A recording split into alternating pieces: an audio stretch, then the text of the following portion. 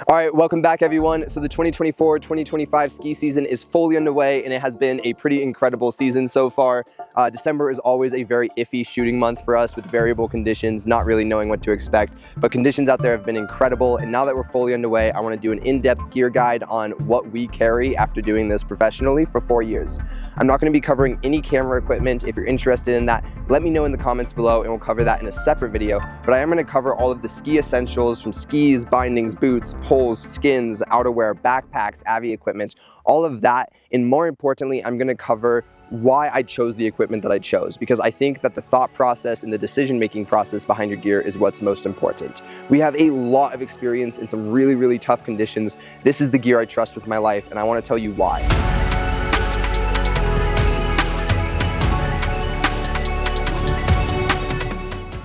So as I go through this, I'm going to start off with the ski essentials. I'm going to start off with my skis, bindings, boots, and poles before getting into some of the backcountry stuff like my camera bag, my Avi backpack, as well as my Avi equipment. And then finally, the most subjective of them all, I'm going to go through my outerwear and why I picked each piece. As I go through, I'm going to try to be super transparent about who I actually work for so that you understand where my biases might be. But I will tell you that if I'm using this equipment, this is the stuff that I use daily. This is not just the stuff that I'm using for shooting, and I use it daily because I really like it.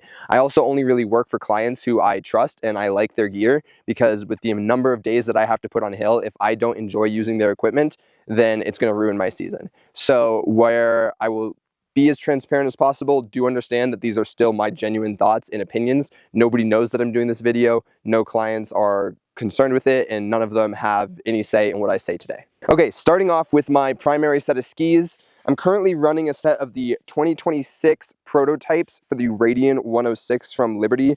Liberty has been a longtime partner of mine, and the reason I keep going back to them is because I just love their skis. They have a very, very nice all-round feel, and for a long time they were producing a great lineup of all-round skis. Recently, they've switched to a new manufacturing facility over in Europe, and as part of that, they've really dialed into another level of performance. They gave me these Radians to test out the 2026 prototypes. I was a little hesitant because I personally cannot stand skiing directional skis, but so far they have been one of the hardest charging, best performing skis that I've skied. I have them fully mounted up with tech, and they are a super lightweight touring ski to some extent, but they also take landings better than almost any ski I've ever skied. I've landed probably 20 to 30 inverted flips, corks, stuff like that into mogul fields and off-piste conditions without checking landings. And I think I've only missed one landing on them because they are just rock solid when they're underfoot. On them, I have mounted the new Tyrolia Almontes. I don't work for Tyrolia in any capacity, but they did send these out for me to try. I personally have, I'd say like 90% positive feedback on them so far. They have one of the best transition and risers that I've seen. It's a 90-degree turn, and then the risers are 3-position with some pretty aggressive angles, which in my opinion is what you want out of a tech binding. On top of that, they're super lightweight. The only thing that I'm still figuring out with them is I think the din setting is a little bit weaker than it should be, so I've been cranking it up as I've been blowing out on them. But I haven't had any improper ejections other than weird stuff like when I'm buckling and I'm putting pressure onto my heels, it kind of slides out. Overall, this has been probably my favorite setup that I've ever skied. After years of dialing in different setups, this is something I'm really, really happy to be on. I love the look, I love the colors, I love everything about this ski. They even have like a pretty incredible looking base with these gradients on the tips and tails, so I'm a huge fan. I really like a 104 to a 110 width underfoot. In my opinion, that is a width that can perform anywhere. I think that you can fully lay down a carve with a 110 in resort, and you can still rock a really deep powder day if you're skiing correctly. And with variable conditions and only trying to carry a couple sets of skis, the 106 is something that I can trust anywhere.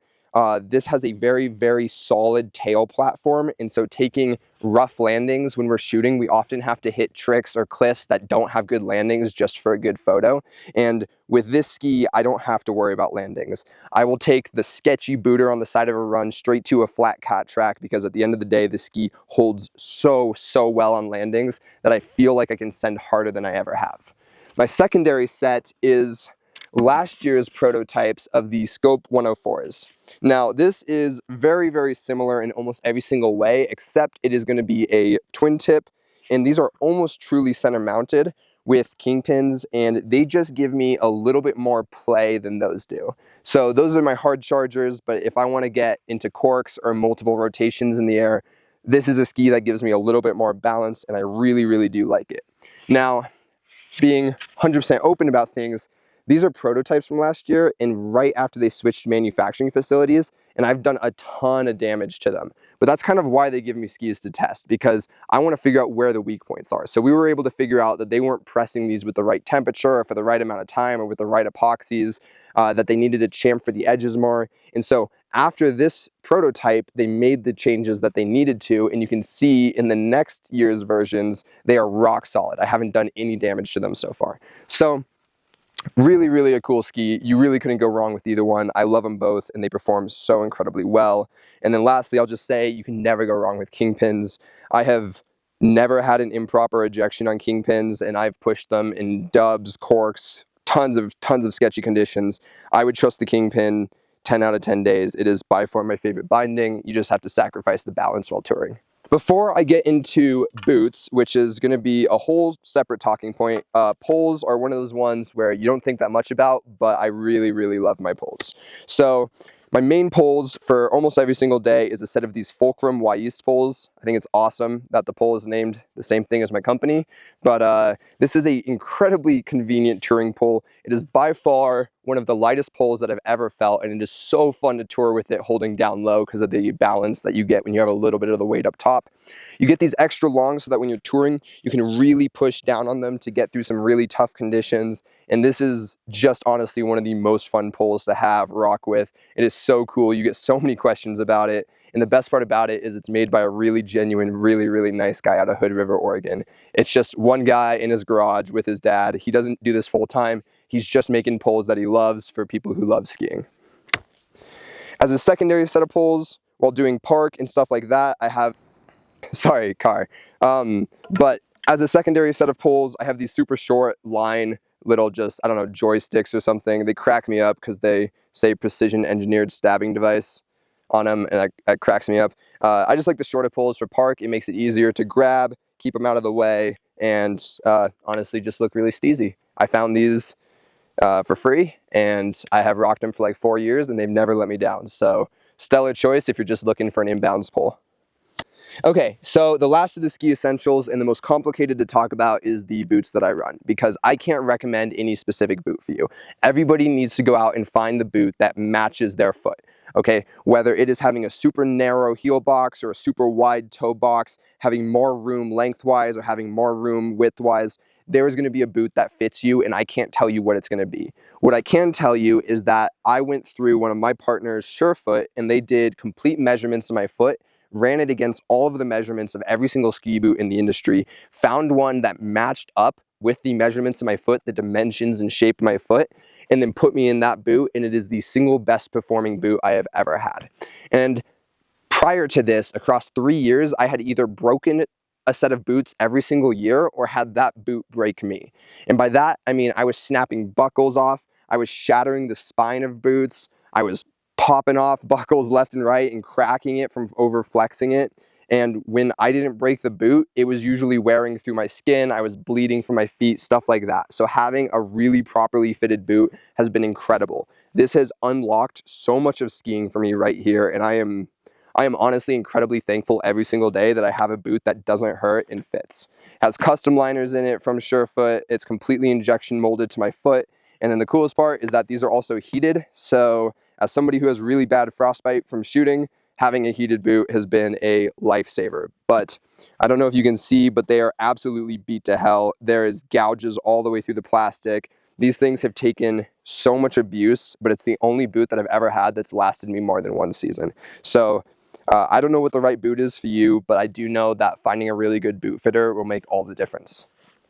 Okay, getting into backpacks, I'm going to try to make this section really quick. I don't think anybody needs any specific backpack, but there are a couple things that I really like in my backpacks, with by far the biggest one being how it distributes weight across your back and hips.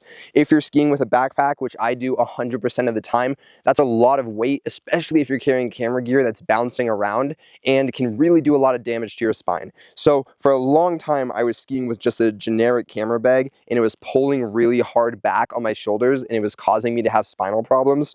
Recently, I picked up this bag from a videographer who I really respect, and he sold it to me at a great deal, and it just hugs my back a lot better and even sits all that weight onto my hips. So even though this bag is a lot bigger and holds a lot more camera gear and a lot more weight, it allows me to ski a lot harder without that weight hurting me. So this, if you guys are interested, is the Low Pro Powder BP 500 AW. It is a camera bag that is specifically designed for backcountry videographers, photographers, skiers who carry camera gear. It's got a huge camera compartment that sits really close to your back, and then it's got a ton of storage space, and the whole thing is outlined kind of like a backpacking bag. So you can actually do multi-night trips in this thing if you're doing ultra lightweight backpacking or an overnight touring trip or something like that.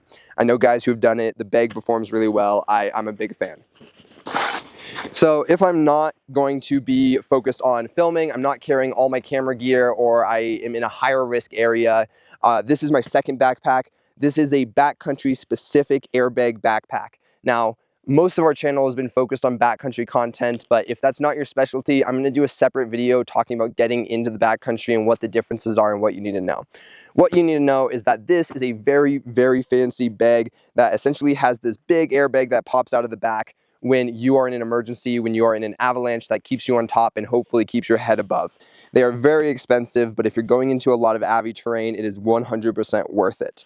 Once again, this has a very, very nice high density foam back that acts a little bit like a spinal protector and also helps sit all of that weight onto my hips so that when I'm skiing, I can ski just as hard as if I wasn't wearing a backpack, but with the added protection of Avi gear, a spinal protector, and an airbag. Okay, a really quick note on Avi gear. I'm not gonna go over the specific shovel, beacon, probe that I own, but what you need to know is that if you're going into the backcountry in any capacity during the winter, you need to have Avi 1 training, you need to have a shovel, you need to have a beacon, you need to have a probe, and you should always have a buddy.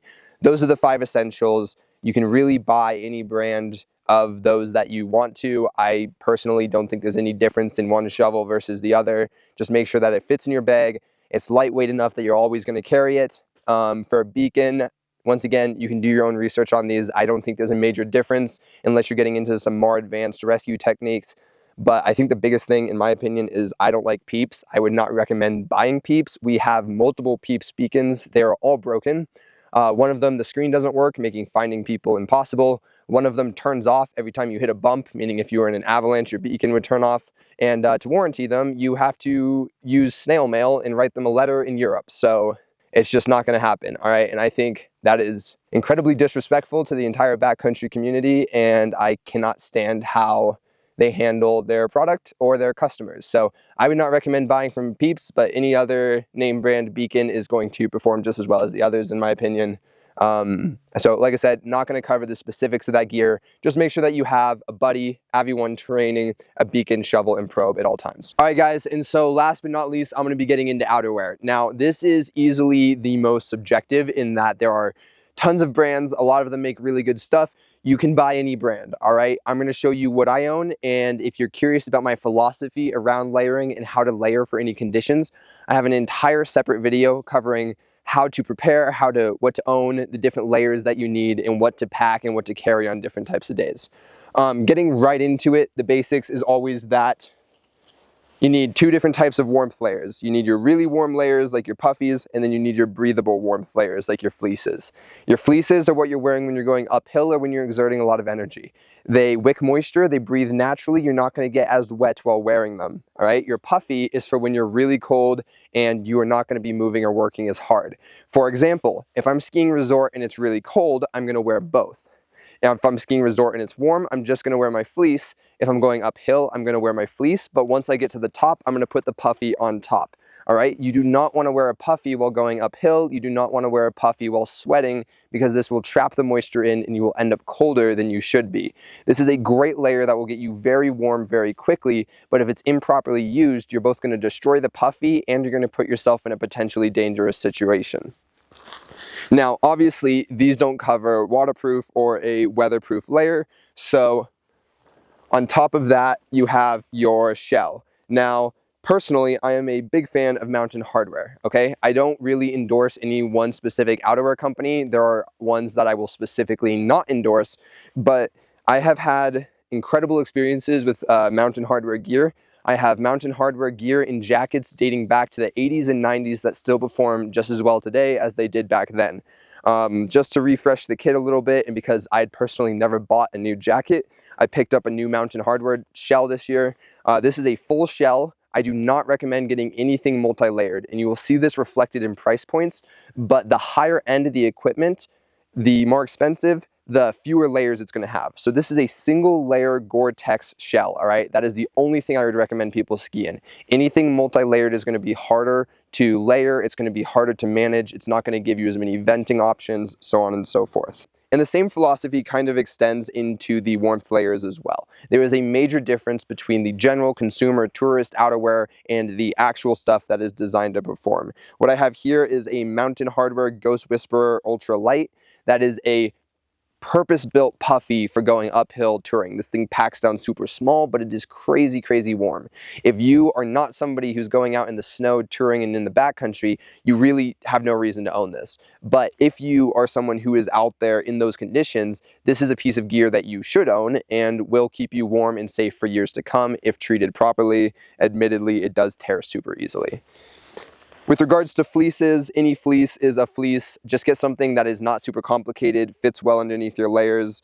Columbia and Mountain Hardwear both make this identical one. I think I got this one when I was probably 12, and it looks just like it did when I got it. These things you should never need to replace if you're taking care of them. And this is honestly the most boring but the most essential layer because it goes on every single day. It does its job perfectly. It wicks moisture, it keeps me dry, and it keeps me warm. Getting into bottoms, what I'm currently skiing in is, ironically, a 1990s set of Mountain Hardwear snow pants. These fully zip off, so I can use the full side of this event, and I can also take them off without taking my ski boots off. They are quite literally from the 90s, and they perform perfectly. I have nicer sets of snow pants right here. These are like $700 snow pants. These just happen to match the colors of my kit better for shooting. But once again, like I said, I don't really endorse any brands in the outerwear, but the fact that I'm using a Mountain Hardwear pants from the 90s is crazy to me. Once again, getting single layer stuff that's designed to perform for backcountry is pretty essential. I can't even, they're from the 90s and they work great, all right? That's enough said, all right? Get a pair of snow pants that's built right. If you're looking for a new one and you're trying to buy something today and you don't have old snow pants in your closets, this is what I would probably recommend. These are the Fly Low, I think they're called the Baker Bibs. Jordan gave them to me because he got sponsored by Orage, and they are mind-blowingly good. They are so waterproof. They are so purpose-built for skiers and the backcountry. They have inside zips, outside zips, and when I say zips, I'm talking about vents for venting when you're too hot. They have powder skirts. They have reinforced knees reinforced around the boots. They have an Avi beacon pocket up here. They have more pockets than I can personally count, and they fit so well. The only reason that I would probably tell you to go buy bibs over snow pants is that if you are touring in the backcountry, where your backpack sits on your hips is a major rubbing point. And if you have snow pants, you have the end of one layer coinciding with the hip band of your backpack, and that can cause blisters and stuff. I have a scar on my hip to prove it. With a bib, it's going to be smooth and flat right there. So the friction isn't going to get translated to your hip. And so for that reason, I would say bibs are probably better. It also prevents snow from going down your pants when you crash, which is a problem that I have nearly constantly.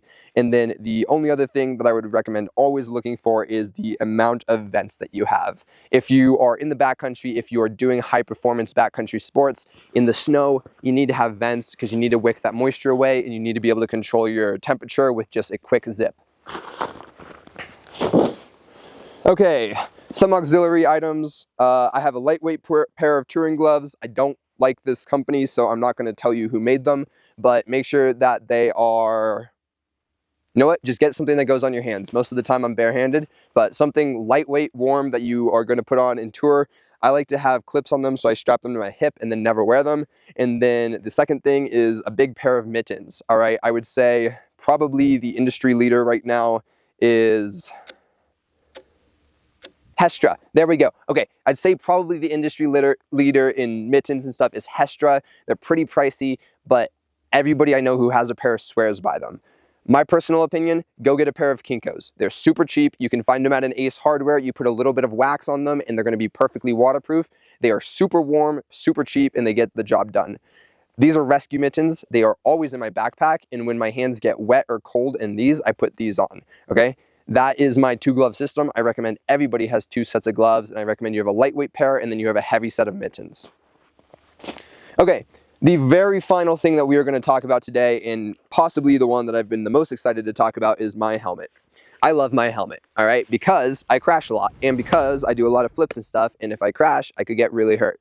Everybody should wear a helmet, and so you should own a helmet that you love.